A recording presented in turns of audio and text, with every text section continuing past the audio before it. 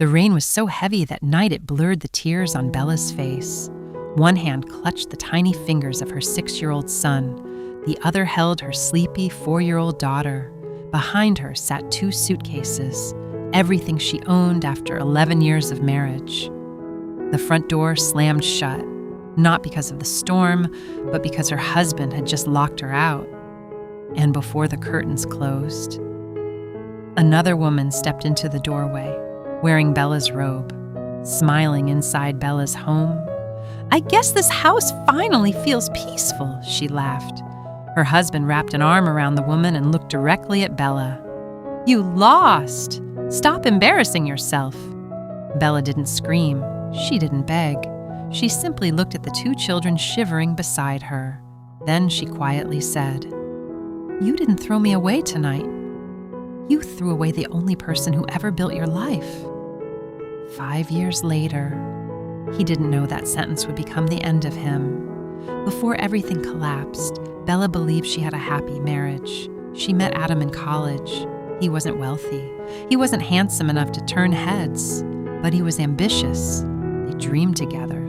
While Adam worked on entry-level sales jobs, Bella handled everything else. She paid bills, managed the household, balanced budgets, helped him prepare presentations, even typed reports after putting the children to sleep. Whenever Adam got promoted, everyone congratulated him.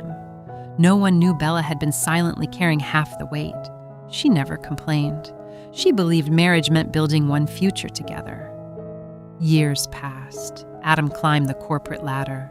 His salary increased. His wardrobe became expensive. His confidence became arrogance. The promotions changed him. Suddenly, the wife who once inspired him became someone he considered ordinary. She wore simple clothes, cooked meals, raised children. She no longer fit the glamorous image he wanted beside him. And that's when Ruby entered his office. Young, stylish, flirtatious. She admired Adam constantly. She laughed at every joke, praised every decision, made him feel powerful. Adam confused admiration with love, slowly. He stopped coming home for dinner. Business trips multiplied. Phone passwords appeared. Weekend meetings became common. Bella noticed everything. But every time she asked, Adam blamed work. "You've become paranoid. I work to feed this family. Stop acting insecure."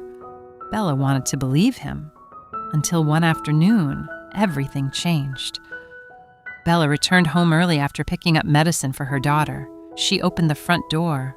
Woman's high heels stood in the hallway, not hers. She heard laughter upstairs, then whispers, then silence. Adam walked downstairs adjusting his shirt. Behind him, Ruby appeared, smiling, not ashamed. Adam sighed as though Bella was inconveniencing him. "I was going to tell you." Bella couldn't speak. Ruby folded her arms. "I think honesty is healthier." "Honesty? Inside another woman's home?" Adam looked completely calm. "I love Ruby. I haven't loved you for years." The words struck harder than any slap. Bella looked toward the staircase where family photos decorated the wall. Vacations, birthdays, Christmas mornings. Had all of it meant nothing? Adam continued. "I've already spoken with my lawyer. We're getting divorced. I'll send child support."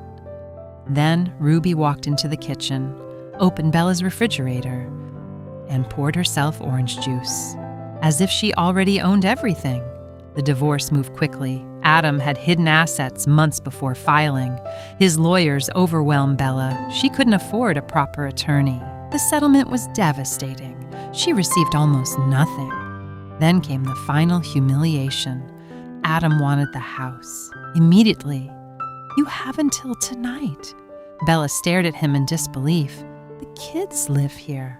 They'll adjust," Ruby interrupted. "We're redecorating anyway." Hours later, Bella and the children stood outside carrying their luggage. Her son asked quietly, "Mom, where are we going?" She smiled through heartbreak. "Somewhere better." She had absolutely no idea where that was. The first weeks were brutal. Cheap motel rooms, skipping meals, selling jewelry, applying for jobs that never called back. Many employers questioned the employment gap. You've been a stay-at-home mother? We're looking for someone with recent experience. Rejection after rejection. Savings disappeared. Her children noticed. Her daughter once pretended she wasn't hungry. I already ate at school. She hadn't. That night, Bella cried silently in the bathroom, not because she was poor, because her children were sacrificing childhood to protect her feelings. That moment changed something inside her. She made a promise in front of the mirror. No one will ever make my children feel helpless again. One afternoon, Bella noticed something while helping elderly neighbors. Many struggled with technology, paying bills online, scheduling appointments, managing paperwork. Families were busy. Seniors felt abandoned. Bella had always been organized, patient, reliable. She started offering personal administrative assistance. At first, only 3 clients, then 5, then 12. Word spread quickly. She wasn't simply filling forms. She solved problems, handled insurance paperwork, organized finances, managed appointments, coordinated home services. Soon families recommended her everywhere. Within a year, she hired her first employee, then another, then 10 more. Her small service became a professional lifestyle management company. Businesses also began outsourcing administrative work to her team. Revenue exploded. No luxury bags, no expensive vacations. Every profit strengthened the company. The children watched everything. They watched their mother refuse to break. They watched her turn every rejection into another reason to fight. Every sleepless night became another brick in the empire she was building. Bella never wasted energy crying over the man who destroyed their lives. She invested that energy into something far more dangerous: success. Because she wasn't rebuilding just to survive anymore. She was rebuilding for the day the man who humiliated her would have to stand in front of her and realize he had created the very woman who would destroy everything he valued. Revenge wasn't a dream anymore. It was a deadline. 4 years later, the tiny business had offices across multiple cities. Bella became known for rescuing struggling companies by improving operations. She spoke at business conferences, appeared in magazines. Investors wanted partnerships. She politely declined most offers. She preferred control over fast money. Her children attended excellent schools. They smiled more, laughed louder. The apartment became a beautiful home. It finally felt safe. One evening, her son asked, "Mom, are you still angry at Dad?" Bella looked outside for several seconds, then smiled gently. "No, I'm grateful." The children looked confused. "If he hadn't pushed us out, I would never have discovered how strong we really were." While Bella flourished, Adam's life slowly unraveled. Ruby loved success, not struggle. Adam spent recklessly: luxury vacations, designer outfits, sports cars, social media perfection. Then his company entered financial trouble. Layoffs began. Executives lost bonuses. Adam's department failed to meet targets. He was fired. Ruby's admiration disappeared overnight. Arguments became daily. One morning, Adam returned home to find empty closets. Ruby had left, along with expensive jewelry, cash, and his remaining dignity. For the first time, Adam experienced the loneliness he had once forced upon Bella. 5 years had passed. The woman Adam had thrown into the rain no longer existed. In her place stood one of the most respected entrepreneurs in the city.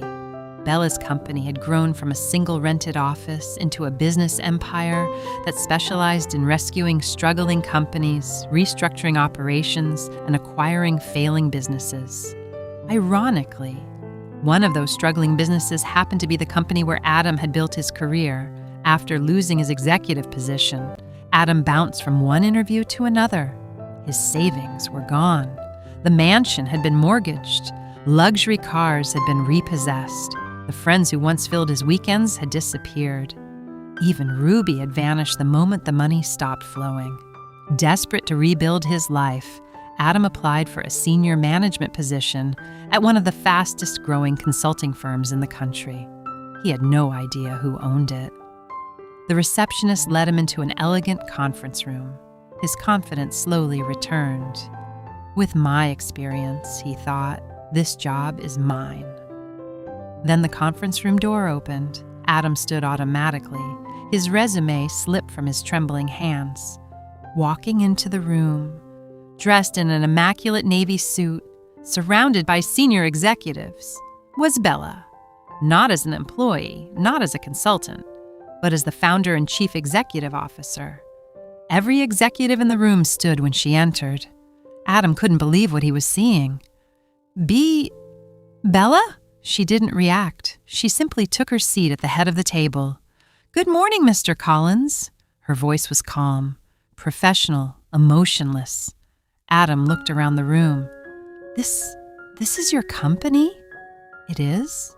Silence swallowed the room. The same woman he once called worthless now owned the company, deciding whether he would have a future. Adam tried to regain his composure. He answered every question. He spoke about leadership, profit growth, management strategy, corporate restructuring. He talked for nearly an hour. When he finished, he forced a smile.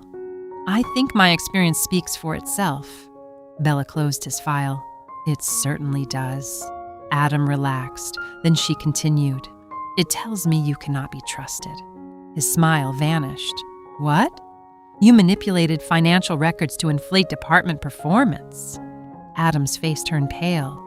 "You intimidated junior employees into taking responsibility for your mistakes." He swallowed hard. "You claimed credit for projects completed by your own team." The room became painfully silent. Adam looked around nervously. "Those accusations aren't true." Bella gently slid another folder across the table. "I anticipated you would say that." Adam opened it. Inside were audit reports, internal emails, witness statements, performance reviews, documents that had never been investigated while he still had power. Bella had spent years gathering every piece of evidence, not out of anger, out of patience. She'd quietly purchased a controlling stake in the consulting firm hired to audit Adam's former employer. When the investigation uncovered years of misconduct, she legally acquired the company's remaining assets after it collapsed. Adam wasn't just unemployed. His entire professional reputation had been dismantled by facts he could no longer deny. "You," his voice shook, "you planned this." Bella met his eyes. "I planned to make the truth impossible to hide." Adam's lawyer called the very next morning, not with good news, with panic. The hidden investments Adam had secretly transferred before the divorce had finally been traced. Bella's legal team had spent years following shell companies, false transfers, and concealed accounts. Every move had been documented, every transaction had been verified, every lie had been preserved. The family court reopened the financial settlement. This time, Adam couldn't hide behind expensive lawyers. The evidence was overwhelming. The judge ruled that Adam had intentionally concealed marital assets during the divorce. The judgment was devastating. Millions in assets were frozen, properties were seized, investment accounts were liquidated. The money Adam had stolen from his own family returned to the family he had abandoned outside the courthouse. Reporters surrounded Adam. "Mr. Collins, did you illegally hide assets from your ex-wife? Is it true your company collapsed because of financial misconduct? Did your former mistress know about the fraud?" Camera flashes exploded across the steps. Adam covered his face. There was nowhere left to hide. Across the street, a black luxury car waited quietly. Inside sat Bella. She watched without smiling, without celebrating, without saying a single word. Then the driver pulled away. Her revenge wasn't in watching him fall. It was knowing she had built the ladder he could never climb again. Several weeks later, Adam appeared outside Bella's headquarters. He looked almost unrecognizable. The expensive suits were gone. His shoulders sagged. His confidence had disappeared. Security called Bella's office.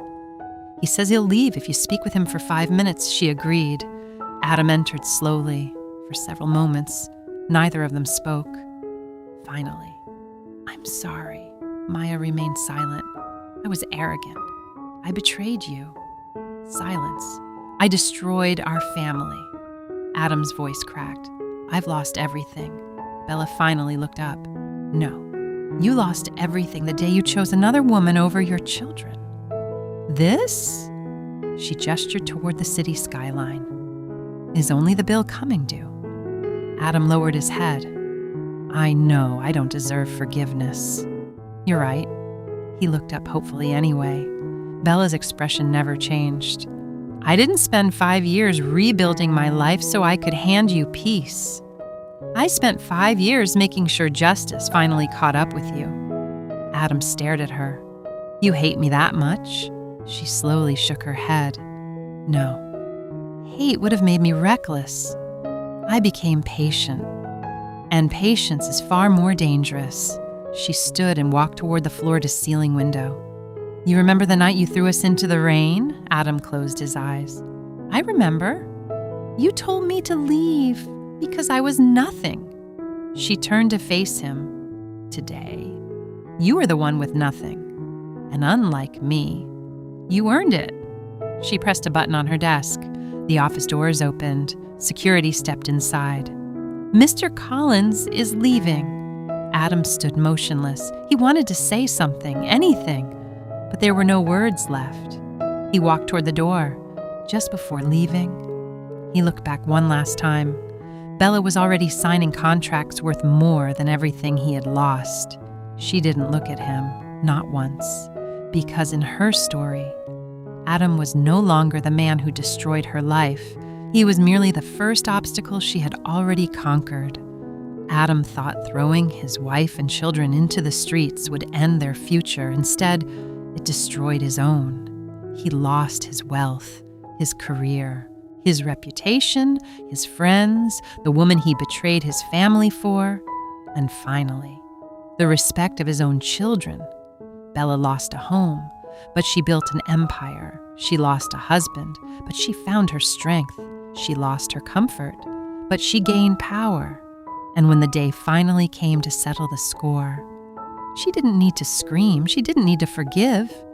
She simply made sure the man who had stolen everything from his family lived long enough to watch her take it all back. Revenge isn't always loud. Sometimes it's patient. It's calculated. And when it finally arrives, it leaves nothing behind except justice.